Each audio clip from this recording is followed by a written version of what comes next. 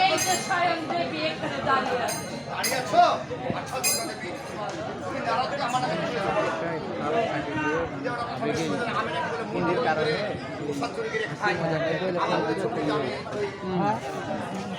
আমি বলেছি খবরদার না করেন মেয়ের জন্ম করো না। তুমি বলেছো আমি বলে বিছানা করে কাহিনী কিন্তু ওরাই চেঞ্জ করে